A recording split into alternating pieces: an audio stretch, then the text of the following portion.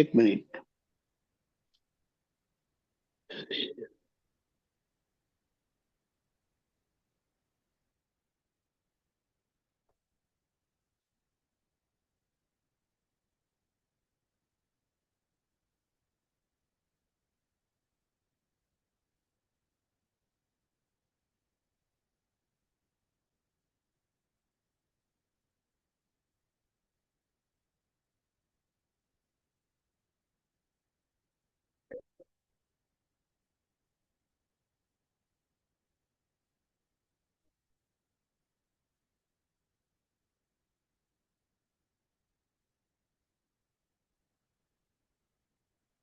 જય સચ્ચિદાનંદ.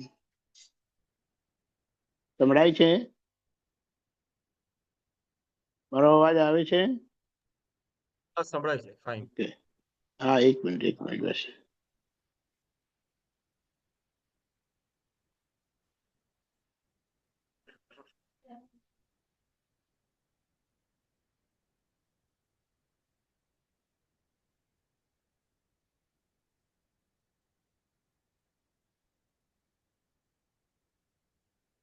એક પરગટ સ્વયંભૂ થડ ઉભિયું, એને 700 ચડી છે આજ વેલિયું.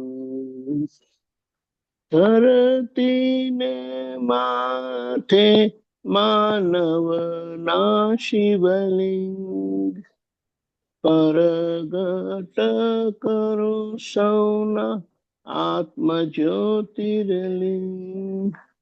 ધરતીને માથે માનવના શિવલિંગ, પરગટ કરો સૌના આત્મ જ્યોતિર્લિંગ, સૌના આત્મ જ્યોતિર્લિંગ.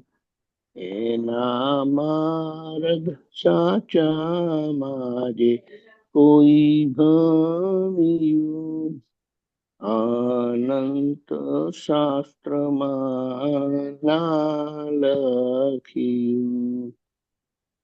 એના માર્ગ સાચામાં જે કોઈ ભણ્યું, અનંત શાસ્ત્રમાં ના લખ્યું. એટલે આજે દાદાનું સ્વરૂપ, દાદા સ્વરૂપે એમ પટેલમાં આવા કળિયુગમાં પ્રગટ થયા દાદા ભગવાન એ કેવા છે એની માટે આખું આ પદ લખાયેલ છે કે આ કોઈ પણ વૃક્ષ હોય એ બીજ વગર હોતું નથી. હંમેશા એનું બીજ કશે ને કશે પડેલું જ હોય.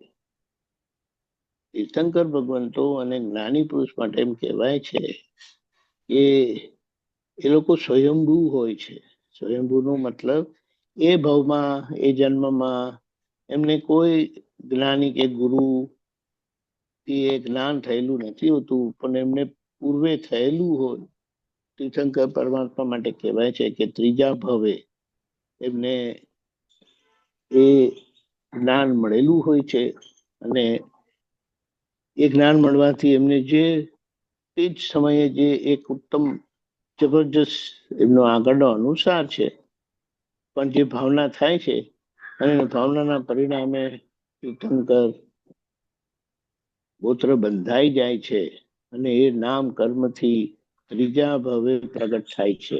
એટલે કે પ્રગટ થાય એટલે કે જન્મ પામે છે તીર્થંકર પરમાત્મા સ્વરૂપે. હવે આપણે વિચાર કરીએ, દાદા ભગવાનને જ્યારે પણ થયું હશે, પણ એમનો જે ભવિષ્યમાં તીર્થ પદે આવવાના છે અને એમનો આ ને આગળ આવવાના છે એની ભૂમિકા, અને તે પણ કેવી ભૂમિકા એ જુઓ. એ એમનું બીજ ક્યારે પણ ખંડિત થાય એવું નથી. અને એમની વેલમાં દાદાના માટે કીધેલું કે 701 દાદા થકી પામશે, ચંદ્રકાંતભાઈ થકી 701 પામશે, અને કરુણ દાદાજી થકી 701 પામશે. ચંદ્રકાંતભાઈ સાહેબ અને કરુણ દાદાજી એમના દાદા પ્રત્યેના પરમ વિનયથી એમણે એ મંજૂર રાખ્યું નહોતું, એટલે દાદાના ભાગે એ 2103 મંજૂરી આવી હતી, પણ એ મંજૂરી આગળ ખુલ્લી થઈ ગઈ. જે અમીન સાહેબને મળ્યા હતા ત્યારની વાત છે કે 2 ટિકિટ બાકી હતી, અને અમીન સાહેબ દાદાને મળવા ગયા હતા, અને દાદા કીધું કે અમે ખંભાત આવીશું ને ત્યારે કે 2 ટિકિટ બાકી છે ને અહીંયા તો 50 જણા ઉપર ભેગા થઈ ગયા. તો પછી કે ચાલો આપણે ઋષભદેવ ભગવાન પાસે વડવા છે ને ત્યાં ખંભાતમાં પાસે, તો વડવા જઈને પ્રભુને પૂછ્યું.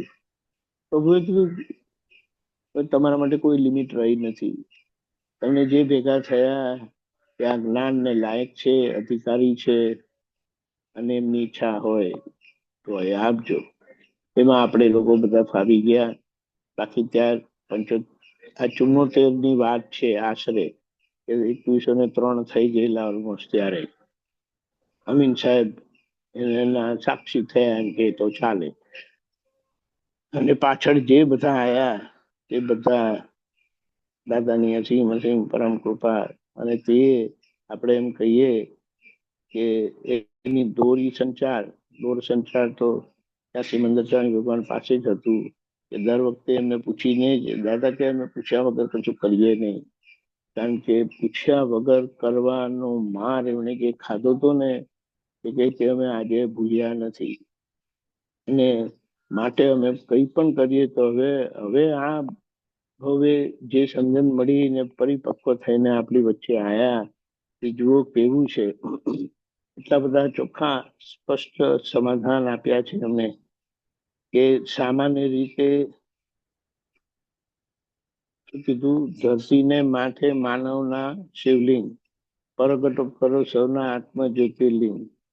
એટલે લોકોના માથા છે ને એ શિવલિંગ છે ખરેખર, અને લોકોને એ આત્મ જ્યોતિર્લિંગ ખુલ્લો કરો એટલે આત્મજ્ઞાન આપીને આપણને દાદાએ શિવ સ્વરૂપ બનાવ્યા છે.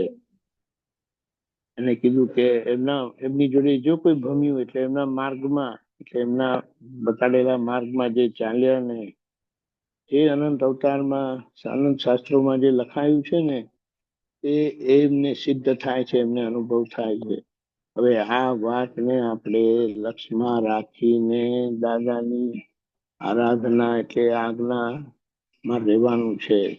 શું તકલીફ છે મને કહો? ખરેખર જોવા જઈએ એક જ વસ્તુ છે, એવું સમજાય છે જેટલું આપણે સત્સંગ અને દાદાને ઓળખીશું, સમજીશું, એટલા દાદાને આપણે જીવીશું. અને જીવેલા દાદા લોકો લગી આમ જ જતા રહેશે. દાદા કે અમે 10 by 10 રૂમમાં બેસીને જગતનું કલ્યાણ કરીએ છીએ. કંઈક એવું પણ મહાત્માને પણ થશે, આપને પણ થશે, એવી ભૂમિકા આપણને દાદા આપી ગયા છે. ત્યાં જગતના લોકોના હજી બહુ જરૂરત છે, કે સામાન્ય વ્યવહાર જેટલો બધો ગૂંચવાઈ ગયો છે, એ બધી જગ્યાએ આપણી અંદર એ પ્રગટ થશે તો લોકોને જરૂરથી એ કલ્યાણકારી થશે. એ જ ભાવના પ્રાર્થના સાથે જય સચ્ચિદાનંદ. આખા દિવસના પ્રોગ્રામમાં